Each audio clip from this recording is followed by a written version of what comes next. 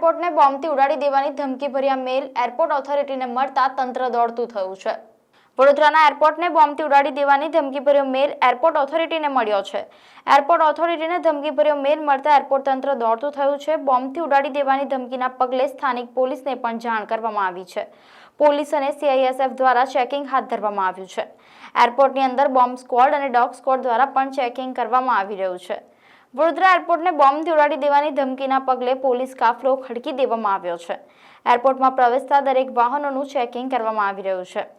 હાલની પોલીસ સહિતની તપાસ એજન્સીઓ સક્રિય બની છે। એરપોર્ટ આવતા દરેક પેસેન્જરનું ચેકિંગ કરીને બાદમાં જ તેને પ્રવેશ આપવામાં આવે છે। આ દરમિયાન ફાયર બ્રિગેડની 2 ગાડીઓ પણ પહોંચી ગઈ છે અને બંને ફાયર ફાઇટરને સ્ટેન્ડ બાય રાખવામાં આવ્યા છે। આપ જોઈ જ રહ્યા છો કે અત્યારે અહીંયા એરપોર્ટ જે વડોદરા શહેરનું એરપોર્ટ છે આપણું હરણી પોલ્યુશન વિસ્તારમાં આવે છે।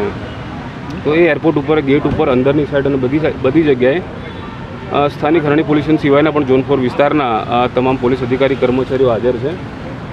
જે એક ગુપ્ત બાતમી મળી છે આપને હું જાહેર નહીં કરી શકું, પરંતુ રૂટીન ચેકિંગ તો અહીંયા હોય જ છે અમારું, પણ સાથોસાથ અત્યારે આ જે માહિતી મળી છે એના આધારે મેં ડસ્ટબિનથી લઈ શંકાસ્પદ ઇસમોથી લઈ વાહનો 2 વ્હીલરો 4 વ્હીલર રિક્ષા અને પેસેન્જરોનું પણ અત્યારે ચેકિંગ ચાલી રહ્યું છે। આ સ્વાભાવિક છે, વડોદરા શહેરના જેટલા પણ આવા બોમ્બ સ્કોડના અથવા આવા કોઈ BDSના હોય છે કે ડોગ સ્કોડ હોય છે તો આ બધાની અંદર એક્ટિવ હોય છે અને અત્યારે બધા સઘન કામગીરી અત્યારે ચેકિંગ ચાલી રહ્યું છે। ચેક કરી રહ્યા છો ને કોઈ સંદિગ્ધ વ્યક્તિ કે વસ્તુ ના, હાલ આ તબક્કે કોઈ સંદિગ્ધ વસ્તુ અથવા કોઈ ઇસમ મળેલો નથી, પણ ચેકિંગ ચાલુ છે। એ ચેકિંગ પતે અને ફાઇનલ જ્યારે આનું વાઇન્ડઅપ થાય, ક્લોઝર થાય ત્યારે આપને જાણ થશે।